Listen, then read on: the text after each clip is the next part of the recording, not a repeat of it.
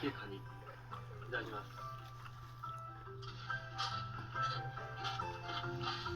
うん。酒のつまみ。